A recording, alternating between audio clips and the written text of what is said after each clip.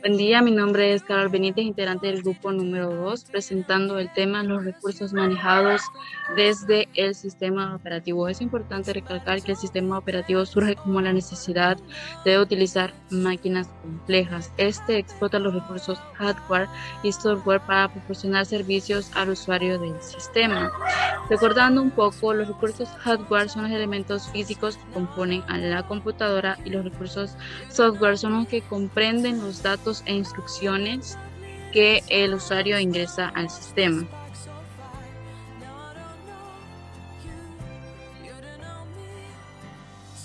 El sistema operativo es responsable del manejo de estos recursos para el movimiento, almacenaje, procesamiento de datos, así como el control de estas funciones para proporcionar servicios al usuario del sistema. Como uno de estos recursos administrados por este sistema operativo tenemos número 1, el procesador. En sí, este significa o es un circuito electrónico para el control del funcionamiento del computador, procesando datos y contando con varios registros internos para poder acceder a otras funciones.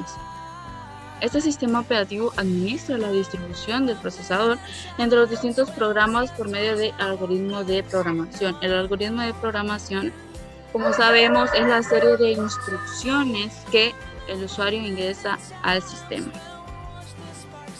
El sistema de un solo usuario es donde el procesador está ocupado solo de ejecutar una tarea y en todos los momentos está ocioso. Esta es una ejecución considerada simple, dado que solo se está ejecutando una sola tarea.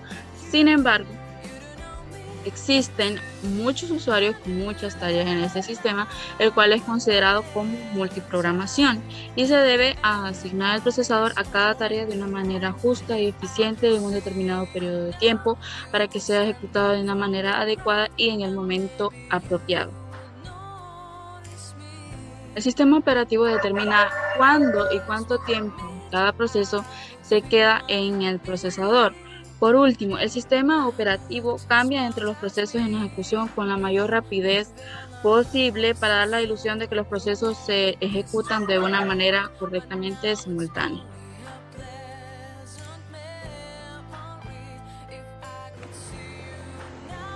Hola, buen día a todos. Mi nombre es Madeline y yo voy a hablarles un poco de lo que es el almacenamiento como recurso por los sistemas operativos. El almacenamiento, ya sea una unidad de disco duro o una unidad de estado sólido, almacena los datos a largo plazo para un acceso permanente. Es el componente que accede y almacena sus archivos, aplicaciones y sistema operativo. La unidad de almacenamiento no es volátil, lo cual significa que los datos almacenados se conservan incluso cuando apaga o reinicia el sistema.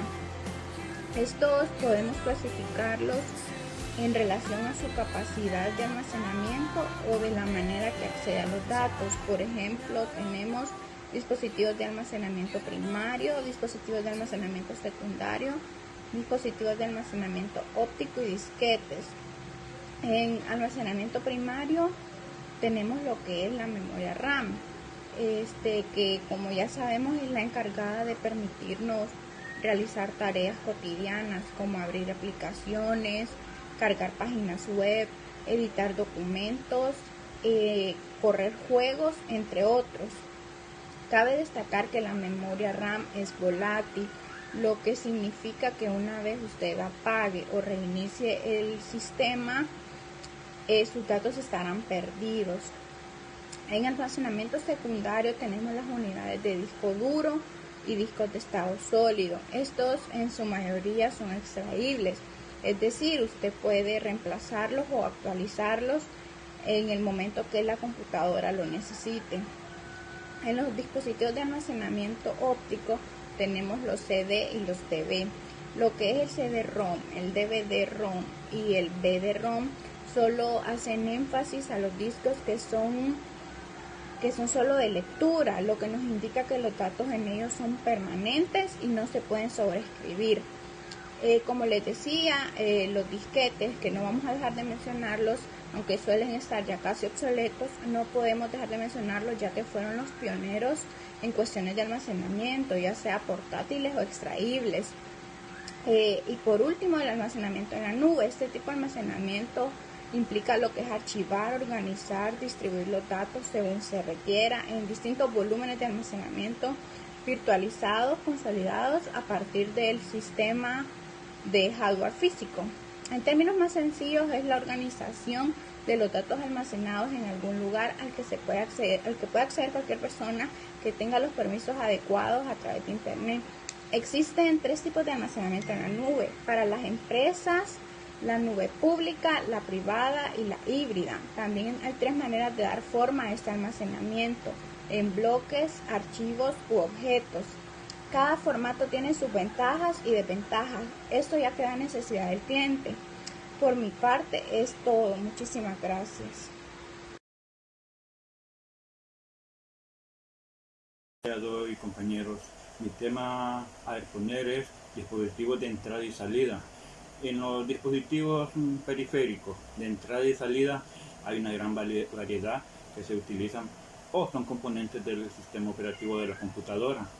Por ejemplo, tenemos en los dispositivos de entrada tenemos el teclado, pantalla táctil, cámara web, mouse, escáner, el lector de barra, micrófono y CD, DVD, entre otros. Esos son los de entrada. En los de salida tenemos dispositivos, impresora, pantalla, bocina, audífonos y esto es un data. Hay dispositivos que son mixtos. Los dispositivos que son mixtos se usan como entrada y como salida al mismo tiempo. Entre ellos tenemos las pantallas táctiles, que son táctiles. Ellos se pueden ingresar y se puede copiar y mandar a la impresora. Tenemos impresoras que son multiusos, que son escáner, parafax, impresora y fotocopiadora. Tenemos las USB, tenemos las tarjetas de video o de estas de red, entre otras.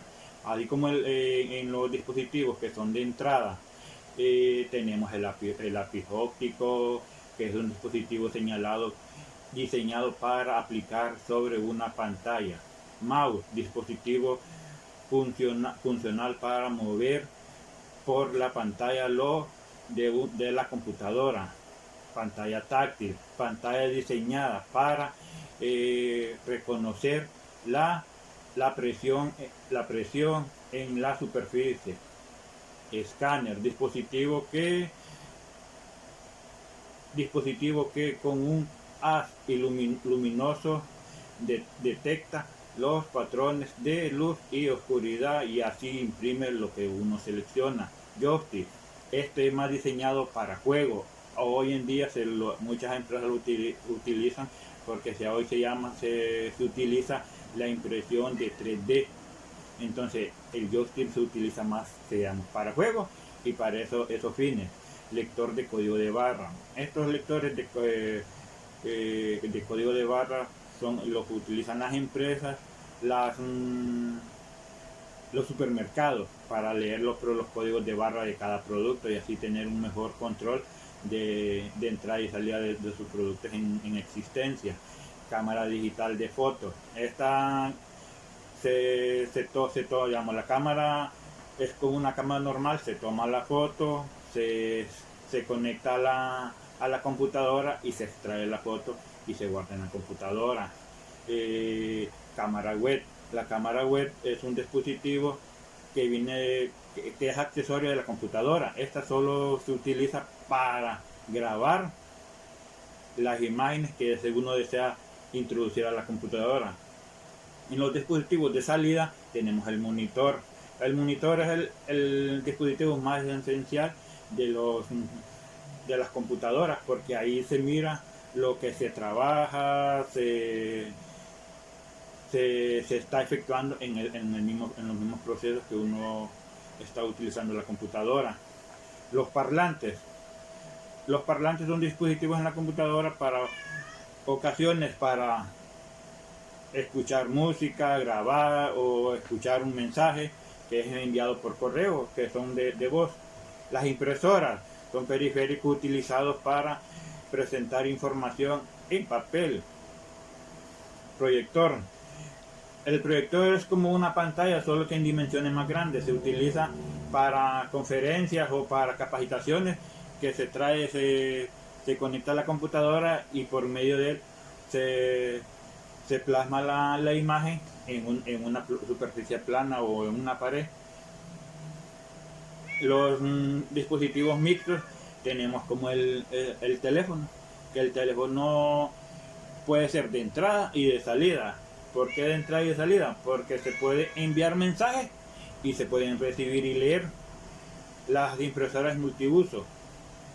Las impresoras multiuso al mismo tiempo se utilizan para muchas cosas, como para imprimir, escanear, faxear un documento. Se puede escanear un documento en físico y guardar en digital en la computadora. Discos rígidos o duros son dispositivos de almacenamiento. Para guardar o extraer esta información a dicho aparato y así guardarlo. Buenas tardes, mi nombre es Belkis Tejada, integrante del grupo número 2, en continuidad al tema recursos administrados por los sistemas operativos. En este caso yo les voy a hablar acerca de los datos. Muy bien, un dato es una representación simbólica, puede ser numérica, alfabética, etc. Es información que recibe el computador y lo convierte en datos. Básicamente las computadoras siguen una secuencia de instrucciones que se dan en forma de datos. Okay. Los datos, estos requieren una interpretación para convertirse en información. Para traducir datos en información debe haberse considerado varios factores conocidos. Los factores involucrados están determinados por el creador de los datos y la información deseada. El dato digital es un dato representado utilizando un sistema de número binario de 1 y 0, distinto de la representación analógica. El dato representa cantidades, caracteres o símbolos en que las operaciones están actuadas por un ordenador, está almacenando y grabado en magnético, en óptico, medios de comunicación de registro mecánico y transmitidos de forma de señales eléctricas digitales. Tenemos claves de datos y valores, estructuras y persistencias. 9 valores que tenemos que son la memoria RAM, las llaves, estructuras de datos recurrentes organizadas, datos ordenados, almacenamiento periférico, dato indexado, abstracción e indirección, dato de la base de datos y procesamiento paralelo de datos distribuidos. Muy bien. Como número 1 tenemos la memoria RAM. La memoria RAM pues es donde se almacena la información de manera temporal, donde se almacenan los datos, en este caso de forma pues temporal. Luego tenemos lo que son las llaves. Como número 2 tenemos las llaves. Las llaves consisten en la estructura más el desplazamiento de enlaces o rutas en las que se almacenan los datos. Como número 3, estructuras de datos recurrentes organizadas. En la estructura de datos recurrentes organizadas podríamos decir que son las distintas estructuras en las que se representa la información en una computadora, de manera que se facilite el uso y la manipulación de la información o la manipulación de los datos, como por ejemplo un formato o un libro de Excel con la asistencia, con un control de asistencia. Eso es una estructura organizada de los datos, porque está organizada y estructurada de manera alfabética, de manera numérica, etc. Luego tenemos los datos ordenados. ¿Cómo vamos a ordenar los datos? ¿O qué son los datos ordenados? Pues a través de los datos ordenados y cómo los vamos a ordenar, tenemos que, puede ser a través de directorios, a través de accesos directos, evitar información duplicada, información que esté dos veces, y porque eso pues nos genera un problema o sí un problema para el almacenamiento, porque va a tomar más espacio de lo que nosotros tenemos en nuestro disco duro. Por eso también está la opción de que hay que gestionar bien lo que es las particiones del disco duro y saber almacenar nuestra información y nuestros datos. Perdón. Tenemos el almacenamiento periférico. El almacenamiento periférico son, por ejemplo, las memorias USB que guardan la información de los datos y se puede hacer uso de ellos incluso después de haber eliminado la información de nuestra computadora.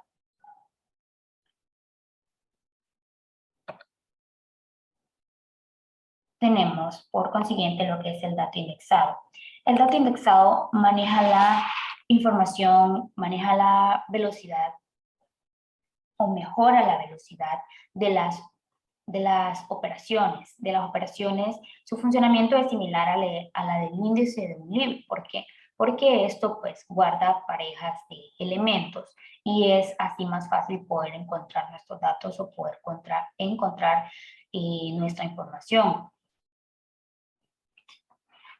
Tenemos abstracción e indirección. Esto se basa en hacer referencia a referencia indirecta de nuestros datos. Los datos de la base de datos son los datos que hay en la base, es decir, números, letras, símbolos, o es un conjunto de información ordenada de manera sistemática. Son datos dentro de una base de datos, o es nuestra información, pero ya sistematizada y automatizada para que vaya de manera ordenada. El procesamiento paralelo de datos distribuido. Estos son los que gestionan grandes volúmenes, como por ejemplo tenemos el correo electrónico, las redes sociales, los blogs, porque estos pues llevan una gran cantidad de información, una gran cantidad de datos. Bueno, como tipos de datos podría decirles que tenemos la parte de los caracteres, datos numéricos, datos booleanos o lógicos. Estos son tipos de datos que podemos encontrar dentro de nuestro sistema de datos. Entonces, esto es lo poco que puedo decirles acerca de los datos. Muchas gracias.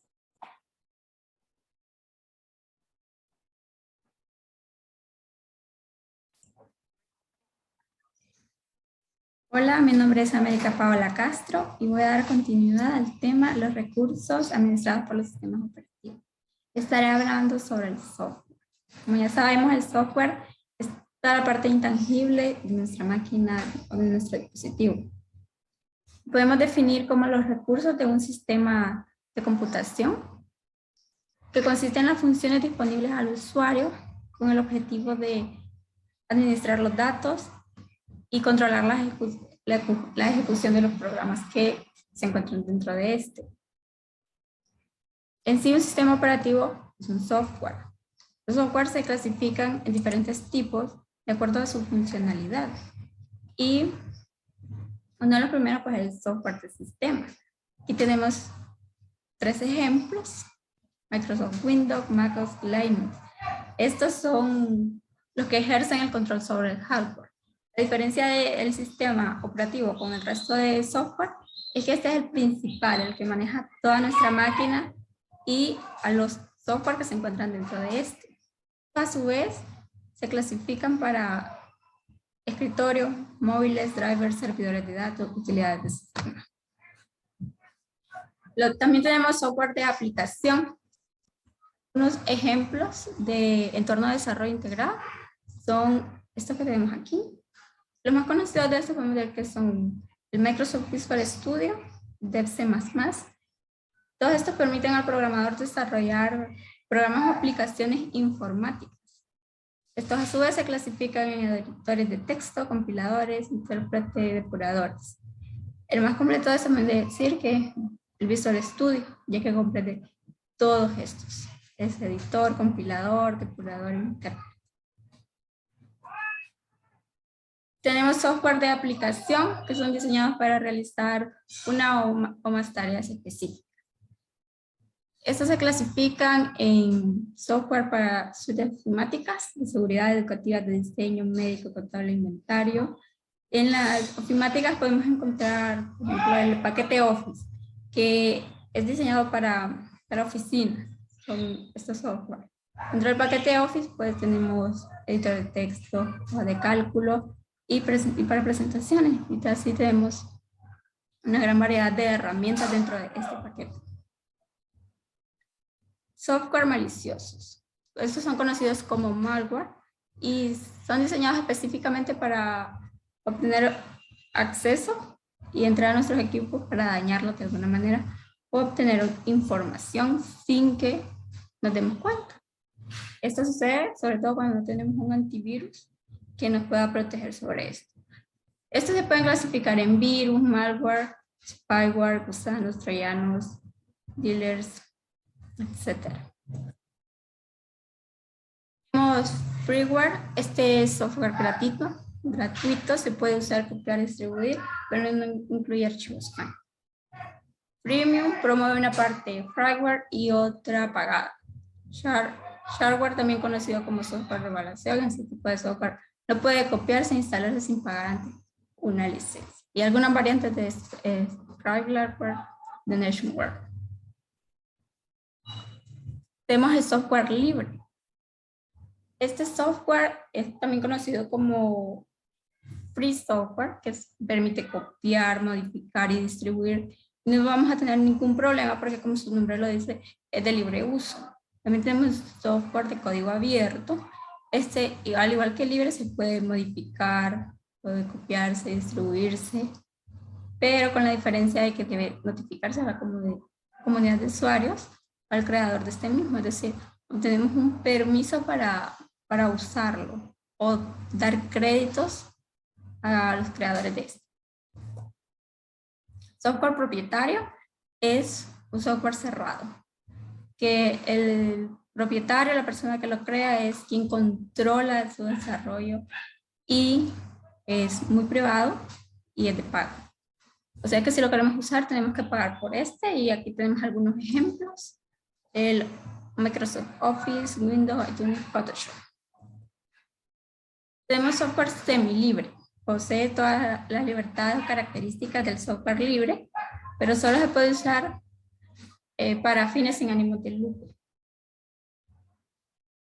Software de demostración, conocido como software demo, es similar a hardware, solo que este es distribuido con fines comerciales. Respecto a los de semilibre, que no pueden ser usados con fines de lucro, pues hay varios que son destinados para estudiantes al área educativa más que todo. Y si lo usamos para lucrarnos de este, pues vamos a estar en serios problemas, porque no han sido diseñados para eso. Bueno, esto sería todo. Gracias por su atención.